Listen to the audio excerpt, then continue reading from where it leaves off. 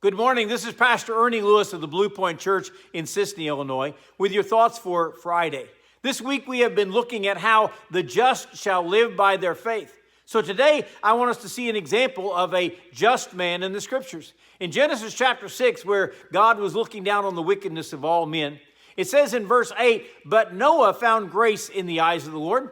This is the genealogy of Noah. Noah was a just man, perfect in his generations, and Noah walked with God. Now, the English Standard Version actually translates this description of Noah by saying he was a righteous man who was blameless in his generation. I don't want us to think that Noah was a perfect man by any means, but I do want us to think of Noah as a man who trusted in God. I also, by the way, don't think that he was the least wicked of all the people on the earth, so God chose him. I believe Noah found grace in the eyes of the Lord because of his faith. I mean, no one else in that era even believed in God. You know, the saddest part of this story is the fact that his grandfather Methuselah, who lived 969 years, lived almost up to the time of the flood. And his father Lamech had not been gone that long when the flood came on the earth.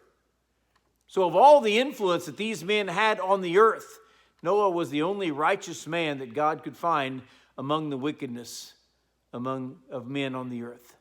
I believe that Noah was found to be blameless because of his faith. You know, Noah's great-grandfather was a man named Enoch. The Bible says that Enoch walked with God and was not, for God took him. As a matter of fact, the description of this man in Hebrews chapter 11 in that Hall of Fame of Faith says that he only lived 3 generations before the time of Noah. Wow.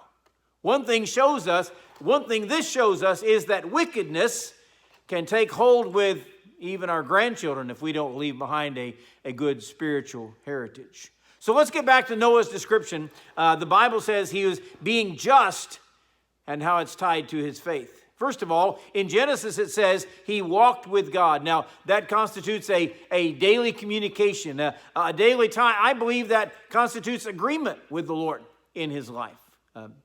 I also think in Hebrews chapter 11, it says he was divinely warned of things not yet seen. That means, first of all, that Noah listened whenever God spoke. It also means that God trusted him enough to speak to him about what was going to happen here. Otherwise, God wouldn't have warned him at all if Noah wasn't listening. But being divinely warned, he moved with godly fear to prepare an ark for his family. I mean, these are the steps a person of faith takes when they believe in God, when they trust in his word. I mean, we know a wicked world around him wouldn't heed his warnings. They wouldn't listen to God at all. And they paid the ultimate price of losing their lives and even losing out on eternity because of their lack of faith. But here is a man, a just man of faith, that saved his household because he believed in God and trusted in him. He moved with fear because he trusted in God. What kind of things or what kind of heritage will your faith leave behind?